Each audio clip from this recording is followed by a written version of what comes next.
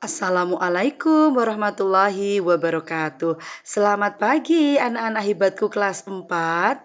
Apa kabar hari ini? Semoga anak-anak selalu dalam keadaan sehat ya.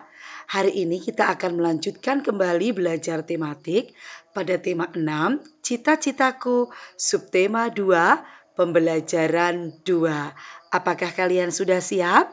Wah, sudah siap semua. Baiklah, mari kita mulai dengan membaca doa terlebih dahulu ya anak-anak. Dan jangan lupa selalu dukung channel ini dengan cara bagaimana? Dengan cara like video, subscribe, komen, dan share kepada teman-teman kalian.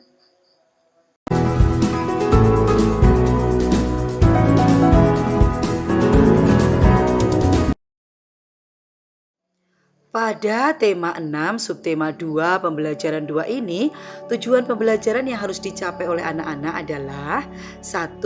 Siswa dapat menjelaskan cara membuat puisi. 2.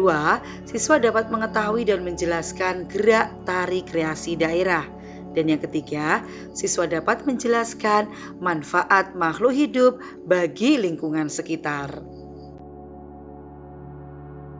Yuk anak-anak, kita mulai ya pelajarannya. Diawali dengan kegiatan ayo mengamati. Kalian amati gambar-gambar yang ada pada layar ini. Dan tahukah kalian profesi apa saja ya yang terdapat pada gambar-gambar ini?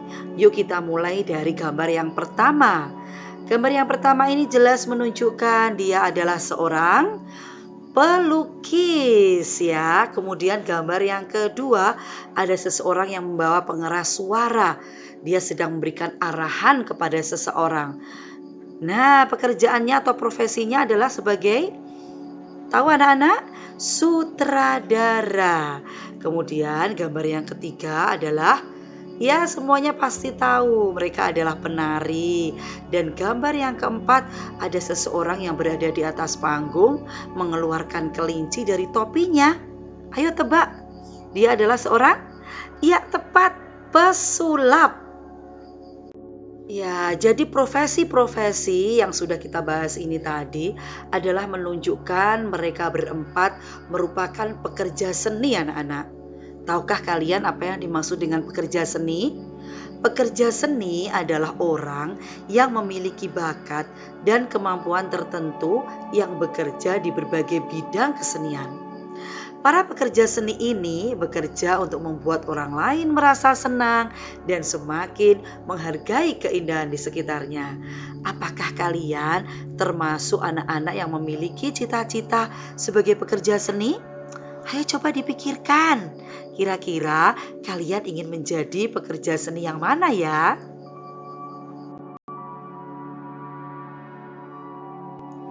Gambar di samping adalah gambar seorang penari. Apakah anak-anak menyukai seni tari? Tahukah kalian ada banyak penari daerah yang telah berjasa bagi perkembangan seni di Indonesia dan memperkenalkan budaya Indonesia ke mancanegara atau ke luar negeri. Para penari daerah biasanya bermula dari kesenangan menari dan menurunkan tradisi seni daerah. Sungguh mulia peran para penari daerah itu.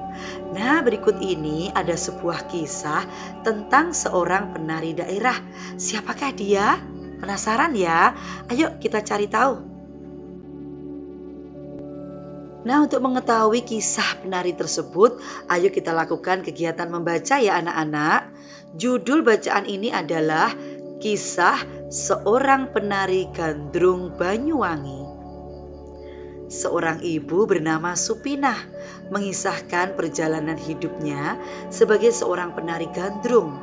Tari gandrung berasal dari Banyuwangi, Jawa Timur yang sudah ada sejak zaman penjajahan kolonial Belanda. Tari gandrung merupakan tari penyampai pesan untuk para pejuang yang bergerilya pada Perang Puputan Bayu tahun 1771. Oleh karenanya, pada awalnya penari gandrung adalah laki-laki. Pada tahun 1895 mulai muncul generasi penari gandrung wanita. Ibu Supinah mulai menjadi penari gandrung pada usia 14 tahun, yaitu sejak tahun 1979. Ibu Supinah belajar pada sebuah kelompok tari gandrung yang dipimpin oleh Akidah, yaitu Gandrung Akidah. Di sana, Bu Supinah belajar dengan rajin sehingga dalam waktu yang tidak terlalu lama diperkenankan menari di pentas. Saat itu, Ibu Supinah sering tampil di pentas untuk acara-acara tertentu seperti undangan atau perkawinan yang biasa digelar di masyarakat Banyuwangi. Ibu Supinah tidak pernah menyesali keputusannya untuk menjadi seorang penari gandrung. Ibu Supinah bangga karena tari gandrung melambangkan kesuburan. Ibu Supinah bahkan pernah diundang menari ke mancanegara seperti Amerika, Korea, dan Cina. Ibu Supinah tidak menyangka bahwa profesinya sebagai penari gandrung mendapatkan penghormatan yang tinggi.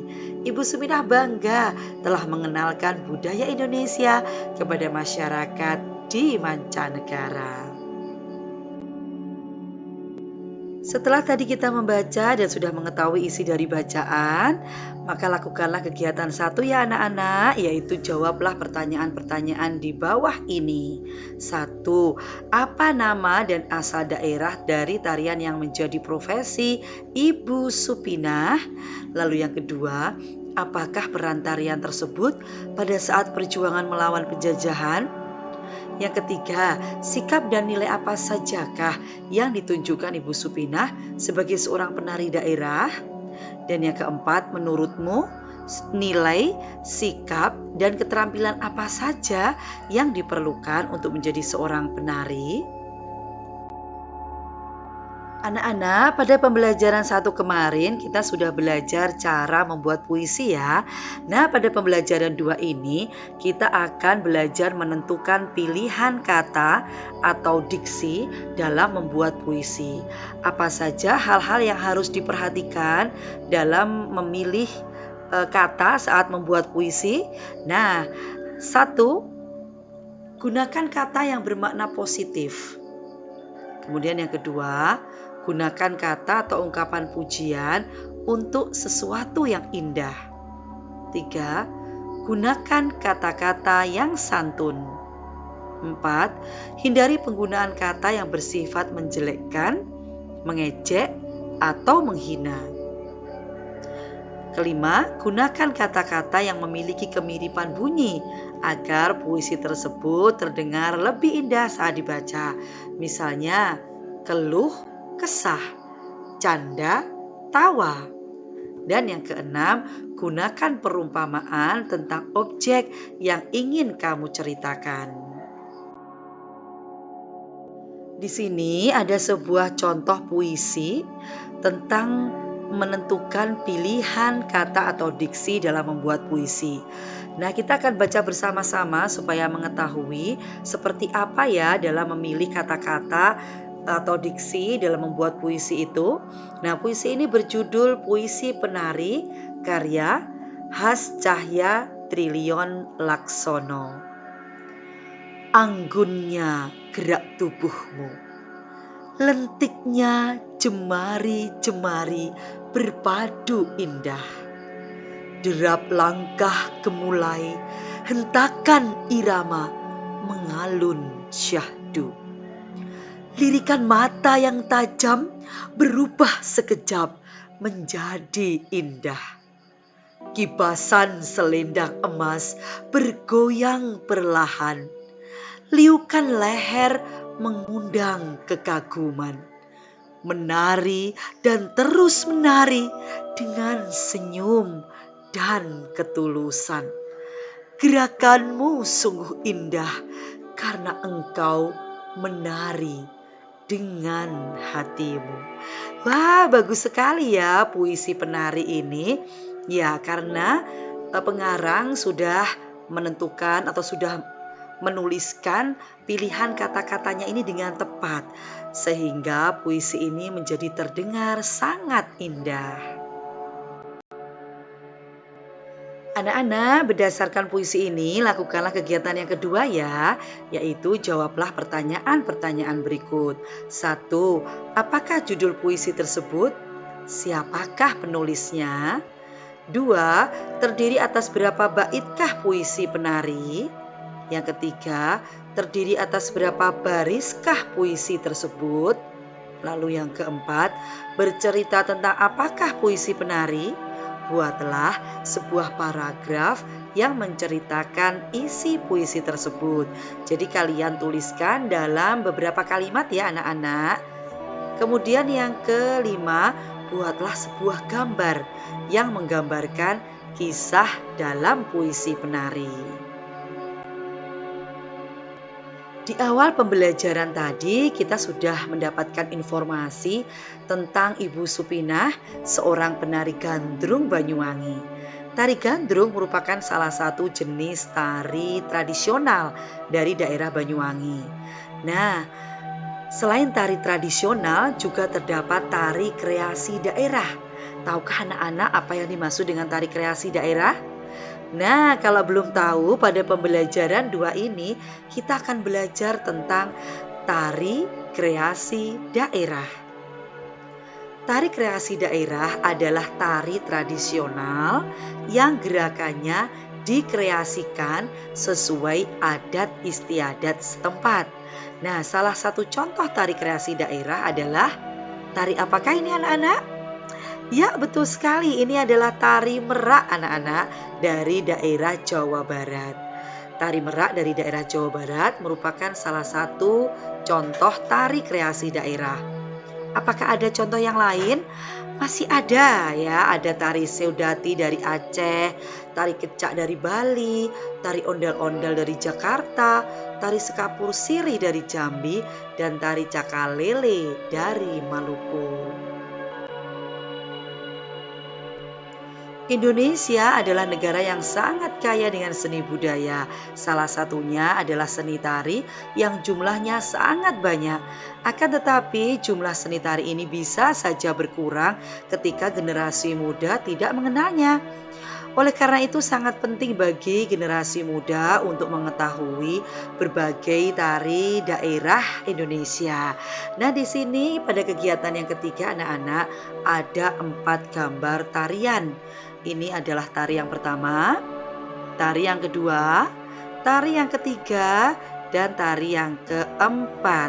Tugas anak-anak adalah pasangkan keterangan yang ada di bawah ini dengan gambar yang sesuai agar kamu mengetahui nama tari dan asal tari daerah tersebut. Jadi di sini sudah disediakan 4 nama tari dan daerahnya ya. Kalian tinggal memasangkannya. Manakah gambar yang sesuai dengan tari pendet dari Bali, tari piring dari Sumatera Barat, tari saman dari Aceh, dan yang mana tari remo dari Jawa Timur. Selamat berlatih ya anak-anak. Selain kaya dengan budaya, sebagai negara kepulauan, Indonesia memiliki ribuan pulau dan perairan yang sangat luas. Dengan demikian, Indonesia memiliki sumber daya dari makhluk hidup yang hidup dan berkembang di dalamnya. Nah, apakah manfaat dari makhluk hidup yang ada di Indonesia? Pada pembelajaran 2 ini, kita akan mempelajarinya anak-anak, manfaat makhluk hidup di sekitar kita. Makhluk hidup terdiri atas tumbuhan, hewan, dan manusia. Manusia memerlukan tumbuhan dan hewan untuk memenuhi kebutuhan hidupnya. Hewan dan tumbuhan dikelola manusia sedemikian rupa sehingga memberikan manfaat bagi kehidupan manusia. Tumbuhan dan hewan merupakan sumber daya alam hayati. Keberadaannya akan terus-menerus ada sepanjang tidak terjadi peristiwa yang membuatnya punah. Tumbuhan membantu lingkungan untuk menyediakan oksigen dan menahan air hujan agar tidak terjadi erosi. Tumbuhan juga berfungsi sebagai pelindung tanah-tanah yang miring agar tidak mudah longsor. Tumbuhan juga bermanfaat untuk menyerap karbon dioksida yang dikeluarkan manusia dan hewan lainnya untuk dimanfaatkan dalam proses fotosintesis. Lalu, apakah manfaat hewan bagi lingkungan sekitarnya? Hewan pengurai berfungsi untuk menguraikan sisa makanan menjadi zat makanan yang dapat diserap oleh tumbuhan sebagai zat hara. Dalam mata rantai makanan, hewan bermanfaat untuk menjaga keseimbangan alam. Tumbuhan dan hewan sebagai sumber daya hayati memiliki manfaat yang banyak bagi kehidupan manusia. Apa saja ya manfaatnya? Nah, berikut ini manfaat dari tumbuhan dan hewan. Antara lain yang pertama, sebagai sumber bahan pangan. Hewan yang merupakan sumber makanan manusia antara lain sapi, ayam, udang, dan ikan. Sedangkan tumbuhan yang menjadi sumber makanan antara lain sayuran, buah-buahan, dan palawija seperti padi, kedelai, dan jagung.